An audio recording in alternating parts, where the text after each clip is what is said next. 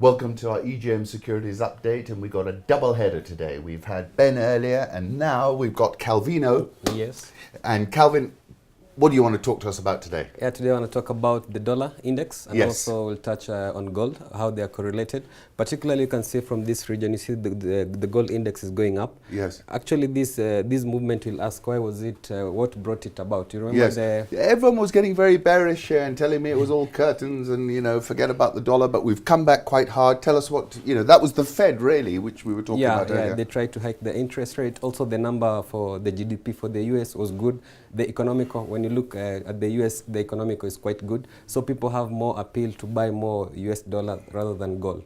And what's your chart telling you here? Where are we going? Yeah, on gold, and particularly when you look at this particular candle, you remember when people were buying a lot of dollar. Then you remember last week when I told you 11.95 for me is a significant region. So we broke that level and we went straight down. Absolutely, yes. Actually, I had heavy clips around this region. The moment it broke, I hit. And you can be able to see this particular candle, it was quite big.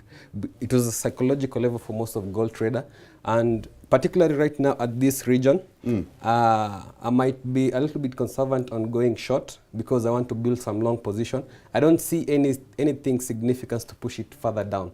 But I'll still be open up to whatever might happen, because you see there's a lot of things happening in the US. But currently, this is a good region to start building long position. You remember also... But if on that basis, then you're saying the dollar's going to sell off? Yes. Because the correlation is quite high, the inverse con. And also apart from that, even if it's going to go up, it will not have enough force to go maybe past 12.05, 12.10. Maybe it will try to go to around 11.99, around that region.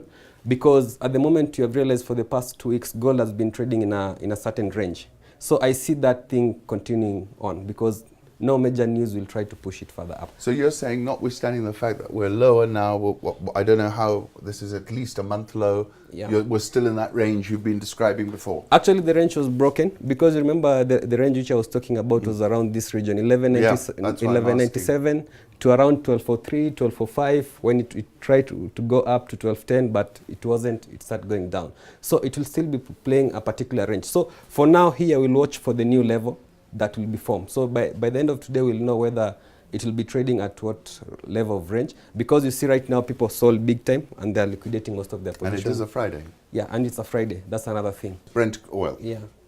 The same scenario is happening on Brent. You remember after it broke these levels, 79.6, it was able to go to that 80 region. So it will keep oscillating around that particular region. I see no major news to try to push it up or down.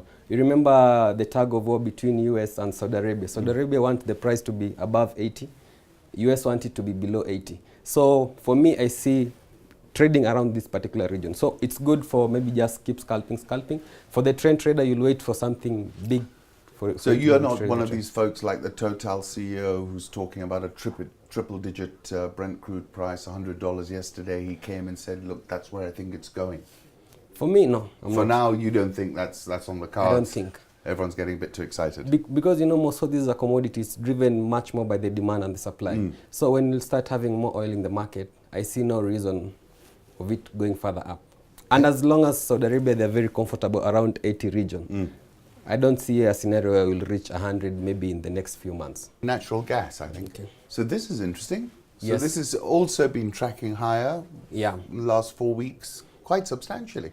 Okay, yeah, actually, there's some... Because I remember I was looking at a long-term chart. We kind of struggled whenever we come up here and come back down again. Absolutely correct. For me, on the natural, I'll try to build some short, despite the market looking bullish, because particularly when I drew this particular trend, from this region you saw it was able to touch and then it started falling. The same scenario might repeat around this region.